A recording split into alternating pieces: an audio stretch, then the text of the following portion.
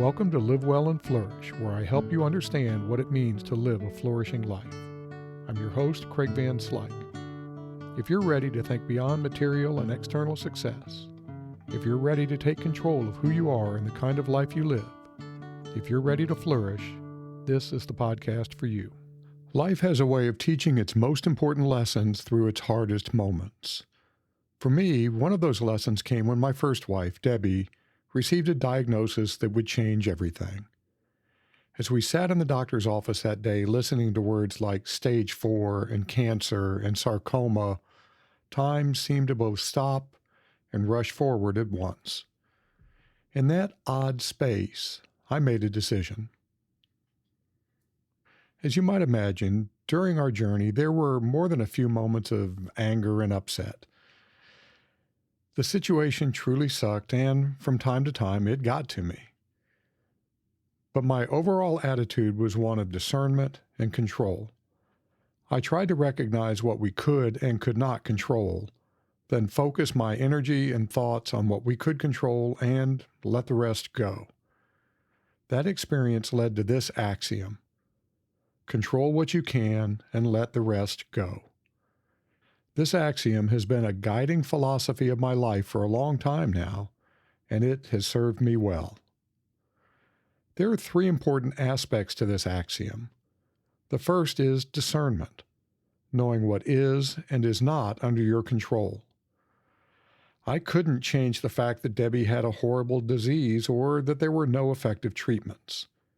Those things were beyond my control. I could buy a walker and buy a wheelchair van and whatever else would help, though. There were many things that I couldn't control, but there were some that I could. My first task was knowing the difference. The second important aspect is more subtle but just as important. Although there were many things I couldn't control, as I just said, there were lots of things I could do. So I exercised my agency and did what I could.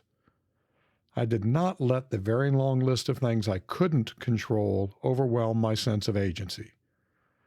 So while you rarely have total control over a situation, you always have some control. Remember that fact.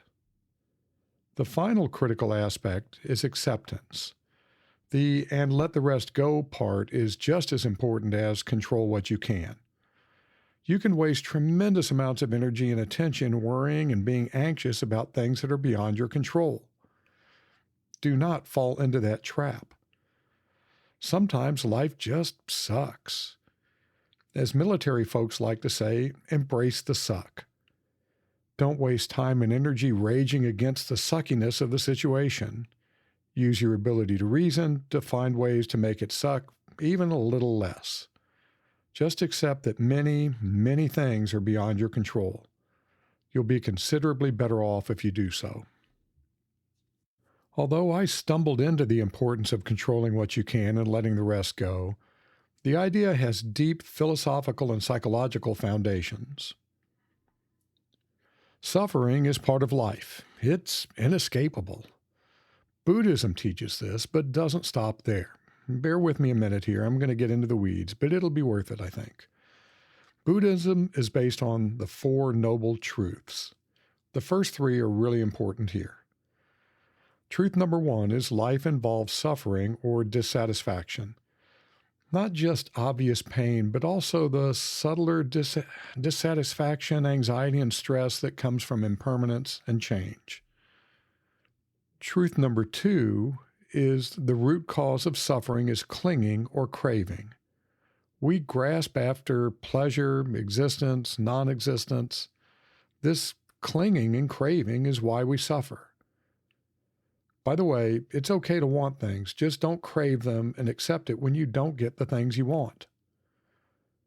The third noble truth is when you let go of craving and clinging, your suffering ends. I'm just going to leave that one there. And then the final noble truth, which isn't really as applicable here, but I'll talk more about it in later episodes.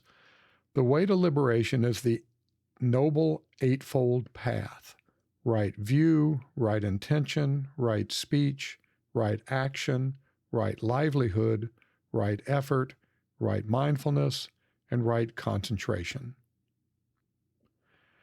But it's not just Buddhism that applies here. Stoicism and Aristotle's ideas on how to live an excellent life also align with the axiom.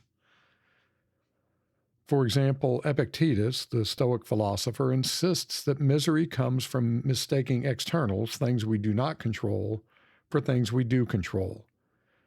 The wise life separates what is truly ours from what is not. The illusion of control itself is something to release, let go of. Aristotle's view of practical wisdom means knowing the limits of your agency, acting where virtue calls for action, but not imagining that you can control fate. And finally, I'll repeat something about Buddhism. I'm going to note one more thing about Buddhism. Clinging to control itself is a form of attachment. All things are impermanent, even what you're able to control, and grasping after what you cannot control, what you cannot hold, leads to suffering. Releasing that clinging opens you up to a more flourishing life. Here's the bottom line. Agency without acceptance becomes hubris. Acceptance without agency becomes passivity. Wisdom is knowing when to act and when to let go of even the sense of control. Modern psychology also supports the axiom. For example, locus of control theory has to do with whether you believe you have control over events and outcomes in your life.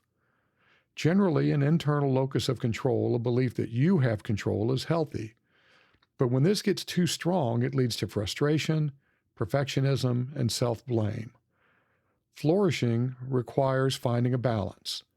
Act on what you can, accept what you can't. Psychologist Ellen Langer's concept of illusion of control says that people often overestimate their ability to control random outcomes, such as lottery players believing their numbers have better odds. This cognitive bias increases stress and disappointment. Finally, acceptance and commitment theory tells us that mental health improves when people drop the struggle against the uncontrollable and redirect energy towards useful action. The bottom line here is this. The illusion of control drains your strength. Releasing it restores peace and frees you to act wisely where you truly do have control. Here are a few practices to try. I really want you to pick one and just put it to work this week. The first is the circle of control and an illusion check. For any worry divided into controllable, uncontrollable, and illusory control, things you think you can control, but you really can't. Let the last two go and put all of your energy into what goes into that controllable category. The letting go ritual involves identifying one recurring worry about something uncontrollable. Write it down, then physically let it go. Tear it up, burn it safely, of course, or you can even put it in a release jar, and you'll see as the number of slips in that release jar gets bigger, your flourishing is going to increase as well. The final practice is recentering. When you're in a stressful moment, ask yourself, am I trying to control the uncontrollable? If so, take a breath and let it go. Let me wrap up by giving you the big idea behind the axiom in a nutshell. The first step towards freedom is letting go of the illusion that everything is yours to control. Then find the balance between agency and acceptance, creating the conditions for flourishing by freeing yourself from the exhaustion of fighting unchangeable realities while empowering wise action. As you go through this week, keep the words of Epictetus in mind. Make the best use of what is in your power and take the rest as it happens. I produce Live Well and Flourish because of my dedication to helping others live excellent lives. I don't accept sponsorships and I don't want your money. The only thing I want is to help you and others flourish. If you've received some value from this episode, please share it with someone that might also benefit from listening. The best way to do that is to direct them to livewellandflourish.com. Until next time.